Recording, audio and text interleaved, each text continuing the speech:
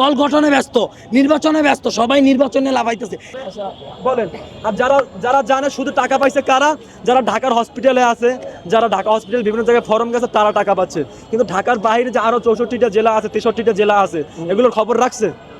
এই রুগীগুলো কি অবস্থা আছে খবর রাখছে? জুলাই ফাউন্ডেশন থেকে সার্জিস আলম তো এখন জুলাই ফাউন্ডেশনে নাই, উনি চলে যাওয়া থেকে এটা কি একটু ধীরগতিতে হচ্ছে বা উনি কেন গেছে? উনি চলে যাওয়াতে ভাই, উনি চলে যাওয়াতে না, উনি থাকা অবস্থাও একই অবস্থা হয়েছে। এমন না আমি ব্যক্তিগতভাবে তাকে কোনো আক্রোশ বা কথা বলতেছি না। উনার জুলাই স্মৃতি ফাউন্ডেশন উনি সাধারণ সম্পাদক ছিলেন, কি করছেন এটা উনার ব্যক্তিগত। আমরা ওই সময় দেখেছি যে উনি অফিসে থাকছেন কম, রাজপথে থাকছেন বেশি। উনারা হচ্ছে দল নিয়ে গঠিত ব্যস্ত, দল গঠনে ব্যস্ত, নির্বাচনে ব্যস্ত, সবাই নির্বাচনে লাফাইতেছে। এখানে যে 22,000 আহত কাতরাইতেছে, মনে করেন বাসায় অনেকটাই ডিসচার্জ দিয়ে গেছে, কিন্তু তাদের প্রপারলি ট্রিটমেন্ট হয় নাই। তাদের কেন ডিসচার্জ করা হয়েছে?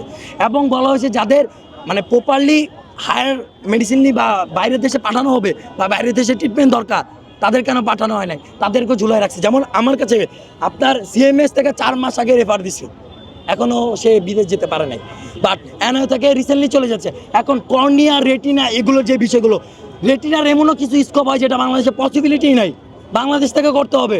এবং রেটিনার পানি শুকায় গেলে ওইটার আর কোনো কার্যক্ষমতা থাকে না।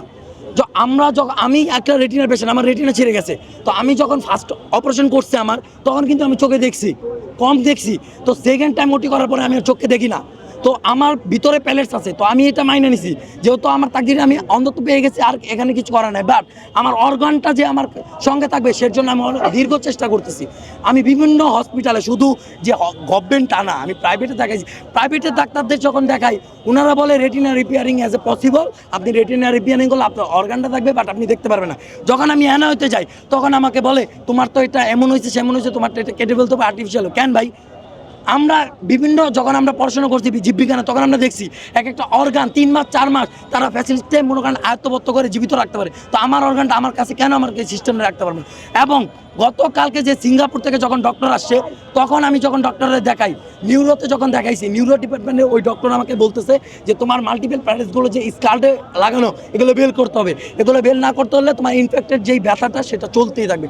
আমি একটা রাত প্রপারলি ঘুমাইতে পারি না এবং চোখের যন্ত্রণায় ঘুমাইতে না। যখন আমি রেটিনা ডাক্তারে দেখাই, তখন উনি আমাকে সাজেস্ট করছে, উনি আমাকে ডাইরেক্ট বলছে তোমার ওটি করবো। মানে সিঙ্গাপুরের ডক্টর, উনি আমাকে বলছে ওটি করবে, তোমার চোখের ভিতরে যেই প্যালেটসগুলো আছে সেগুলো বের করবে। ওই এখনো পর্যন্ত আমাকে সঙ্গে সঙ্গে আমি যখন বের হয়েছি নিউজ মিডিয়ার সঙ্গে কথা বলবো, তখন আমাকে এক ডক্টর আমাকে একটা রিসিপ্ট দেখিয়ে বললো তুমি ইমিডিয়েটলি যে টেস্ট করে আসো, ইমিডিয়েটলি টেস্ট করে আসো, তোমাকে ওটি করাবে। আমি ওটি করাবে এখন, মানে তখন অলরেডি হচ্ছে 11টা কি 12টা বেজে গেছে। আমি যদি সিরিয়ালও দিই 2টার আগে আমার সিটি স্ক্যান করতে হবে। তখন তোমার খুব দ্রুতই করতে হবে, যেভাবে পারো করে আনো, তোমার যেহেতু ওটি করতে বলছো ওটি করবে।